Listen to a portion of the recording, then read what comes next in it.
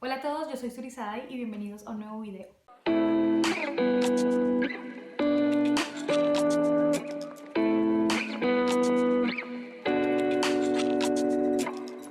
El día de hoy estudiaremos el Salmo 2 y realmente este es un salmo que me confronta mucho y que me provoca un gran arrepentimiento y me lleva a adorar a Dios. Así que vamos, acompáñame y lo vamos a leer. Vamos a estar leyendo este salmo en la Nueva Biblia de las Américas. Salmo 2. ¿Por qué se sublevan las naciones y los pueblos traman cosas vanas? Se levantan los reyes de la tierra y los gobernantes traman unidos contra el Señor y contra su ungido, diciendo: rompamos sus cadenas y echemos de nosotros sus cuerdas. El que se sienta como rey en los cielos se ríe, el Señor se burla de ellos. Luego les hablará en su ira y en su furor los aterrará diciendo: pero yo mismo he consagrado a mi rey sobre Sión, mi santo monte. Ciertamente anunciaré el decreto del Señor que me dijo: mi hijo eres tú, yo te he engendrado hoy. Pídeme y te daré las naciones como herencia tuya, y como posesión tuya los confines de la tierra. Los quebrantarás con vara de hierro, los desmenuzarás como vaso de alfarero. Ahora pues, oh reyes, muestren discernimiento, reciban amonestación, oh jueces de la tierra. Adoren al Señor con reverencia y alégrense con temblor. Honren al Hijo para que no se enoje y perezcan en el camino, pues puede inflamarse de repente su ira. Cuán bienaventurados son todos los que en él se refugian. Este salmo realmente presenta una radiografía de la raza humana. El salmista empieza diciendo: ¿por qué se levantan las naciones y los pueblos traman cosas vanas? Pareciera que fuera una pregunta de exclamación, pero también el salmista está sorprendido de cómo los pueblos se han levantado contra Dios. Parece que ninguna nación estuviese excluida de esto. El salmista pone dos palabras que son naciones y pueblos y los habla en plural. También él está diciendo por qué se sublevan. En otras versiones los podemos encontrar como por qué se rebelan. ¿Por qué los pueblos traman cosas vanas? Ahora, nosotros podemos leer en la palabra de Dios para todos que el salmista dice: ¿por qué los pueblos planean cosas inútiles? Esta es la pregunta con la que el salmista empieza este salmo y nos deja ver el carácter un poquito de lo que viene a continuación. Esto parece que no fuera una rebelión silenciosa, parece que fuera una gran rebelión llena de bulla, llena de ruido, y vamos a ver lo que dice a continuación. Dice: se levantan los reyes de la tierra y los gobernantes traman unidos contra el Señor y contra su ungido. Aquí el salmista nos está dejando ver un odio contundente, una rebelión real que están haciendo las naciones y los reyes de la tierra en contra del ungido de Jehová. Ahora vamos a ver quién es el ungido de Jehová. En el griego, Cristo significa el ungido y en hebreo es el Mesías, es el ungido. Aquí este salmo específicamente nos está hablando de Jesucristo como el ungido del Señor. Estos dos primeros versículos son un reflejo de la historia de la humanidad desde el Edén. Todas las naciones, todos los pueblos, todos nosotros nos hemos rebelado contra Dios. De hecho, este ha sido el actuar de Satanás. Siempre ha sido ir en contra del gobierno de Dios. Incluso cuando Satanás está en el Edén tentando a Eva y a Adán, él se va en contra de la autoridad de Dios. Y vamos a ver qué es lo que dice el versículo 3. Dice: rompamos sus cadenas y echemos de nosotros sus cuerdas. Ahora, este pareciera que es el grito de las naciones.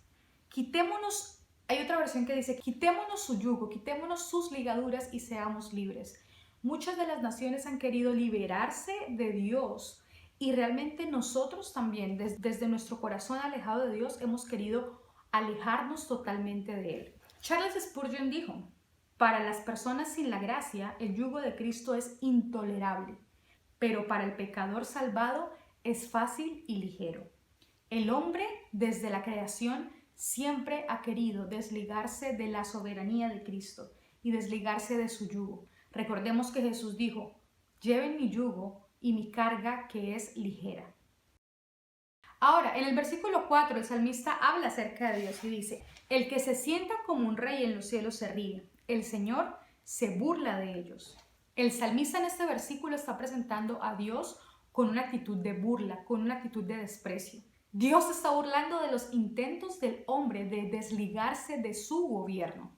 Y no hay duda de que esto sucederá. El Señor no es indiferente a la rebelión del mundo. Esta burla es porque el mundo ha creído por mucho tiempo que ha estado evitando a Dios o no ha estado bajo el yugo de Dios.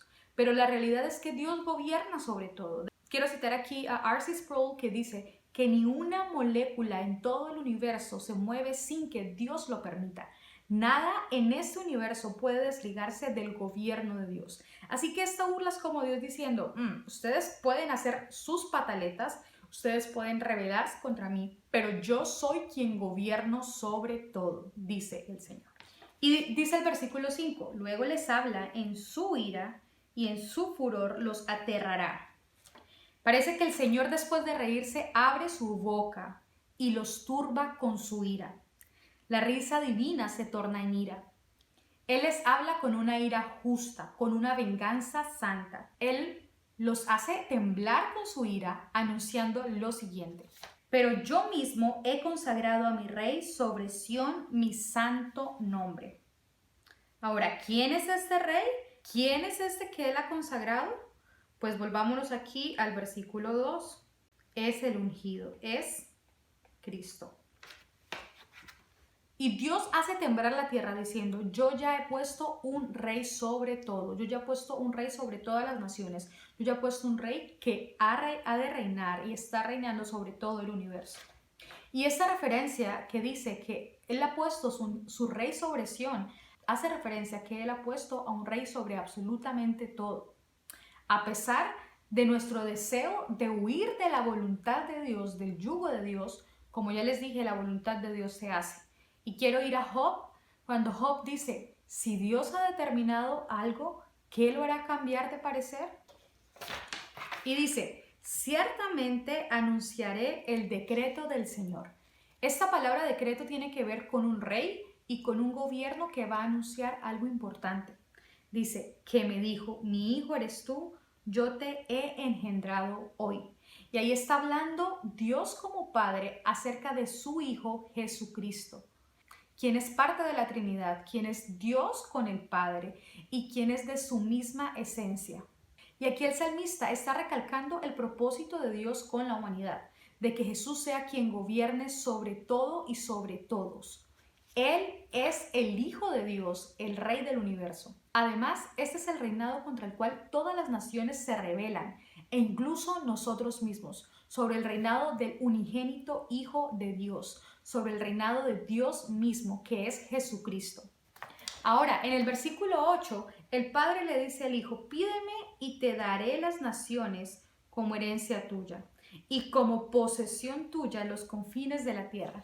Yo no sé si ustedes se acuerdan en la tentación de Jesús, cuando Satanás le dice: si postrado me adorares, te daré todos los reinos de esta tierra. ¿Saben algo? Jesús, antes de la eternidad, ya era el dueño y era el Señor de todas las naciones. ¿Y quiénes son esas naciones? Son esas naciones que en el versículo 1 y 2 vemos que están haciendo revuelta y se están rebelando contra el Señor, contra Jesucristo. Ahora, estas naciones son la herencia del Señor y que pertenecen al Señor, son la posesión del Señor. Esta palabra de pídeme y te daré por herencia a las naciones es referente a Cristo, porque Cristo es quien gobierna y de Cristo es toda la tierra. De hecho, también el salmista en Salmos después dice: de Jehová es la tierra y su plenitud, el mundo y los que en él habitan. El versículo 9 nos deja ver qué tipo de herencia es la de estas naciones. Dice: tú los quebrantarás con vara de hierro, los desmenuzarás como vaso de alfarero. Esta herencia es para juicio. Jesús juzgará las naciones. Ahora, la ruina del que se rebela contra Dios será sin esperanza. En este contexto, esa herencia es para aplastar y para desmenuzar a las naciones. A estas naciones que perecerán porque se han rebelado contra Cristo, contra el ungido. Y en Apocalipsis 20, del versículo 11 al versículo 15, podemos ver esa visión que tuvo Juan, que Jesús está sentado en el trono y está juzgando a todas las naciones. Y llegará el día en que por más revoltosas y rebeldes que hayan sido las naciones, tendrán que reconocer que Jesucristo es el Señor. Y dice la palabra de Dios que toda rodilla se doblará y toda lengua confesará que Él es Señor sobre todo. Aún esas naciones que fueron rebeldes en contra de Él le van a reconocer Señor. Y este reconocimiento ya no será para salvación, será como parte de su juicio. Y aquí déjame decirte que nadie, ninguna nación, por más poderosa que pueda llegar a ser, podrá resistirse ante el propósito eterno de Dios, donde todas las naciones le pertenecen a Jesucristo. Y ahora los siguientes versículos es un llamado y es como una demostración de gracia y misericordia de Dios para con todas las naciones. Y dice: ahora pues, oh reyes, muestren discernimiento. En otra versión dice, entiendan.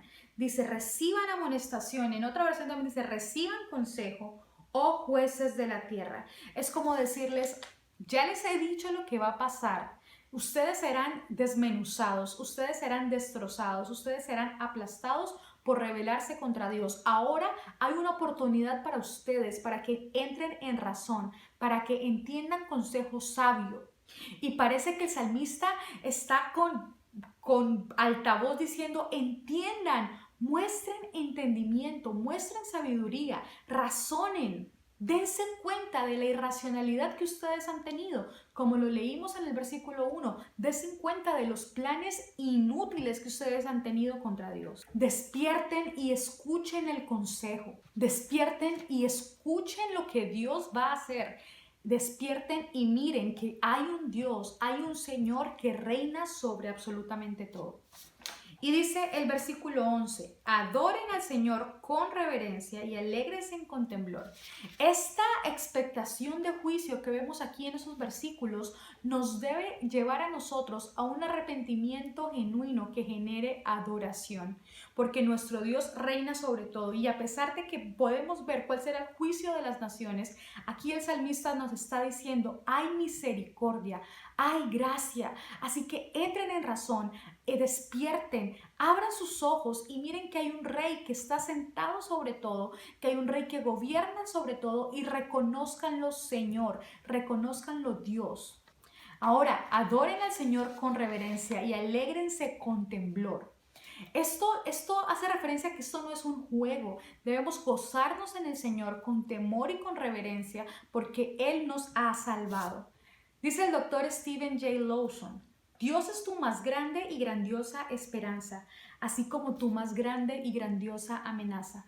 De Dios tú no puedes huir, o tú te refugias en Él, o tú te escondes de Él, o tú aceptas por las buenas, o tú te dejas enseñorear por Él, o su señorío después te va a destruir en el día del juicio.